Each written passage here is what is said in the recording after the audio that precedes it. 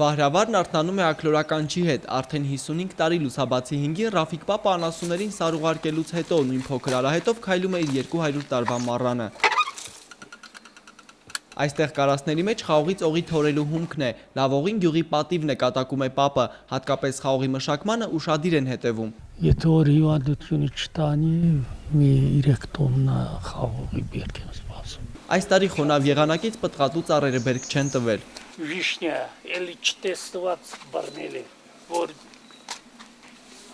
չփչանար մի 50 կիլո այդ մի ծառի վրայից վիշնի կկալի։ Այս տարի առողջ բերքը ընկույզն է, իսկ Վահրավարի ամենամեծ ընկուզենու կողքին ապրում է գյուղի միակ մանկավարժը։ Բարև ձեզ,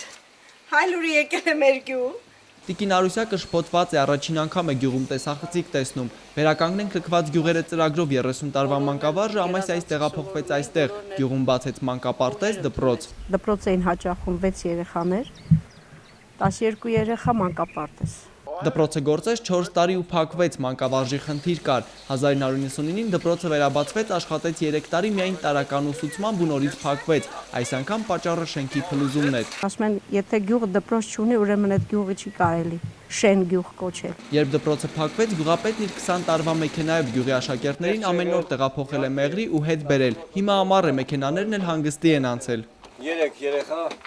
նստել են միշտ, համարյա միշտ 3-ը, 2-ը Մատայել է 70 տարեկան ծեր մարդել ամատել, տեղ չեղել է ստեղ տեղավորվել։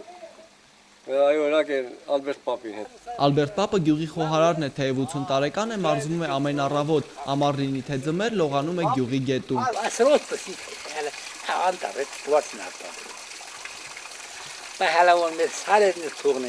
Թուրքերի պոստը ցնդեղա անմիջապես։ Սահմանից ներքև գյուղի արոտավայրերն են։ Վերջերս ադրբեջանցիները 14 գլուխ անասուն են հափշտակել։ Մարզպետարանից փոքրիկ փոխհատուցում են ստացել։ 35,000 դրամ, որպես օգնություն։ Մեկը մի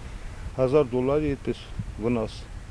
գյուղի։ Գյուղացիները որոշել են իրենք անձամբ ետ վերադարձնել կովերը, դեռ չեն որոշել երբ եւ ինչպես։ Հիմա գյուղում օղի թորելու շրջանն է, գյուղապետը այցելուներին օղի հյուրասիրում է հին ու իր խոսքով մասնագիտական բաժակով։ Ռաֆիկ պապի աչքն էլ ճանապարհին է, թորները Երևանից պետք է գան, իսկ գյուղացիներն էլ սպասում են երեկոն իջնի, որ կրակ վառեն, որսի միսը պետք է խորովեն։ Վահե Դավթյան, Տիգրան Բաբայան, Հայլուր։